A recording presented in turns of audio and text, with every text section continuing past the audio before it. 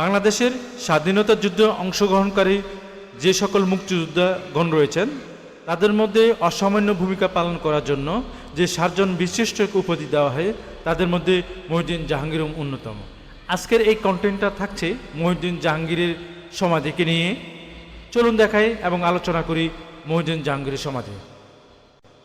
এ হচ্ছে বীরশ্রেষ্ঠ শহীদ ক্যাপ্টেন মহিউদ্দিন জাহাঙ্গীরের সমাধির যে চাঁপাইনবাবগঞ্জ জেলা প্রশাসকের উদ্যোগে যে নোটিশ বোর্ড টাঙানো রয়েছে এবং তার সম্পর্কে এখানে বর্ণনা দেওয়া হয়েছে।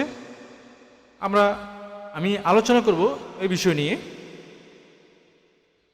চাঁপাইনবাবগঞ্জ জেলার কানসাটের শিবগঞ্জের উপজেলায় কানসাটের ছোট সোনা মসজিদের ঠিক উল্টো দিকে এই সমাধিস্থল ক্যাপ্টেন মহিউদ্দিন জাহাঙ্গীরের, বীরশ্রেষ্ঠ ক্যাপ্টেন মহিউদ্দিন জাহাঙ্গীরের সমাধিস্থল। 2 জন মুক্তিযোদ্ধার সমাধিস্থল রয়েছে এখানে বীর মুক্তিযোদ্ধা মেজর নাজমুল হক, তার পাশে রয়েছে বীরশ্রেষ্ঠ মহিউদ্দিন জাহাঙ্গীরের সমাধিস্থল। মহান মুক্তিযুদ্ধের সময় শুরু হলে তিনি তখন পাকিস্তানে ছিলেন। 173 নম্বর ইঞ্জিনিয়ারিং ব্যাটালিয়ন পাকিস্তানের চীন ও সংযোগকারী মহাসড়কের কর্মকর্তা ছিলেন। যুদ্ধ চলাকালীন সময় তিনি স্বাধীনতা যুদ্ধের অংশগ্রহণ করার জন্য পাকিস্তানের সীমান্তে চলে আসেন। শিয়ালদা কোট সীমান্ত দিয়ে ভারতীয় এলাকায় প্রবেশ করেন। সেখান থেকে নিকটতম বিএসএফ ক্যাম্পে যোগাযোগ করেন। সেখান থেকে দিল্লি হয়ে কলকাতায় তিনি আসেন। আপনারা দেখছেন তার এই সমাধিস্থল।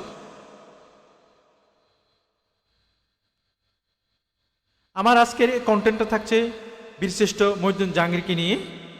বাংলাদেশে যে 7 জন বীরশ্রেষ্ঠ রয়েছে তাদের মধ্যে ক্যাপ্টেন মহিউদ্দিন জাহাঙ্গীরও একজন।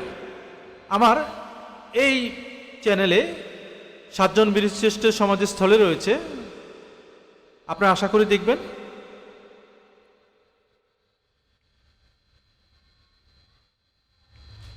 তিনি মুক্তিবাহিনীর 7 নম্বর সেক্টরে একজন কর্মকর্তা ছিলেন। মহানন্দা নদীর তীরে শত্রু প্রতিরক্ষা ভাঙ্গার প্রচেষ্টার সময় তিনি শহীদ হন। তার উদ্যোগে মুক্তিবাহিনী ওই অঞ্চলে পাকিস্তান সেনাবাহিনীর ব্যাপক ক্ষতিসাধন করে, যার ফলাফলস্বরূপ মুক্তিবাহিনী প্রতিপক্ষকে পরাস্ত করে এই অঞ্চলকে শত্রুমুক্ত করে।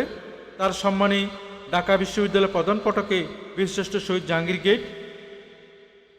সবাই ভালো থাকবেন। পরবর্তী ভিডিওতে দেখা হবে, অন্য কোনো বীরশ্রেষ্ঠ বিষয় নিয়ে আলোচনা হবে। 7 বীরশ্রেষ্ঠের সমাধিস্থল নিয়ে আমার ভিডিও রয়েছে, এখানে আমার কন্টেন্ট রয়েছে, আশা করি দেখবেন।